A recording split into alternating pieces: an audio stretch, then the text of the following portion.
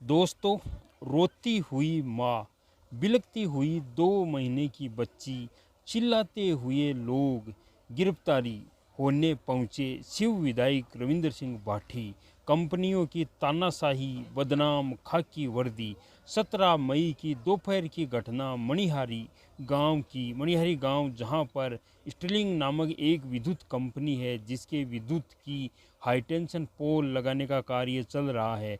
उस कार्य के चलते बीच में बाधा बन गए वहां के ग्रामीण, ऐसा बाड़मेर पुलिस का कहना है। बाड़मेर पुलिस का कहना है कि जो कल हाई टेंशन का जो कार्य चल रहा था, जो सरकारी काम चल रहा था, उस काम को बीच में रुकवाने के लिए वहां के ग्रामीण आए थे और उन्हें हमने समझाने की कोशिश की, लेकिन वो नहीं माने और हमें बड़ी अपराध होने की ऐसी आशंका लगी। तब हमने वहां पे लाठी चार्ज का उपयोग किया। वहाँ से उन्हें घसीटते हुए हम ले जाने लगे।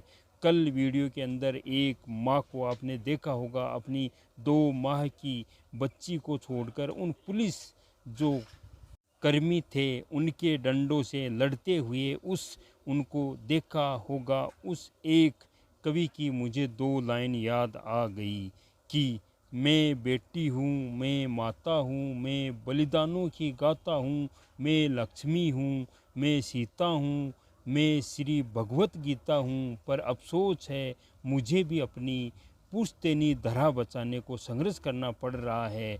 जी हाँ, ये लाइनें उस महिला पर लड़ती हुई उस महिला पर ये बिल्कुल सही है और उचित बैठती है, क्योंकि वह महिला कुछ अपने निजी स्वार्थ के लिए नहीं, बल्कि वो महिला लड़ रही थी अपने पति, अपने भाई की गिरफ्तारी रोकने के लिए।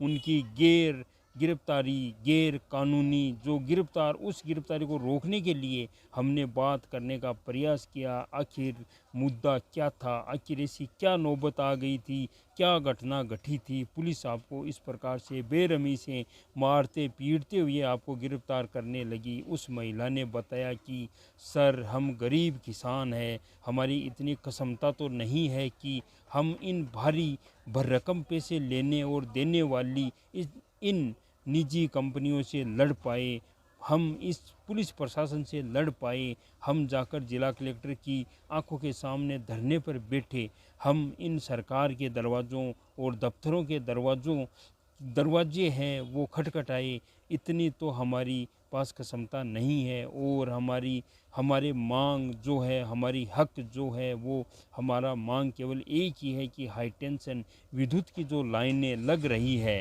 उनके नीचे हमारे मकान आ रहे हैं, हमारे रहने की जो छत है वो उस हाई टेंशन की गुजरने वाली विद्युत लाइनों के नीचे आ रहे हैं। हमने केवल इतना चाहा था कि साहब मुआवजा हमें मिले या ना मिले, लेकिन जो ये हाई टेंशन की लाइन है वो हमारे मकान आवास जो है उसे थोड़ी कदम आगे या पीछे की तरफ उसको एडजस्ट किया जाए, ताकि हमारे बच्चे जो है वो छत पर खेल खेल पाए या वो मकान है वो खाली नहीं करने पड़े, हमें मकान इन्हीं छोड़ने नहीं पड़े। हमारा संघर्ष था कंपनी वालों के बीच में सिर्फ इस बात को लेकर हुआ कि हमारे जो मकान है इन्हें आप तोड़ने मत कहिए। हमने बड़े सपने संजो कर इसे ईंट और पत्थर से हमने इसे बनाया है। यह केवल हमारा मकान ही नहीं है, हमारी उम्मीदों और आशाओं का महल है। हम भले हमारी कुटिया ही सही, लेकिन हम इसमें खुश हैं।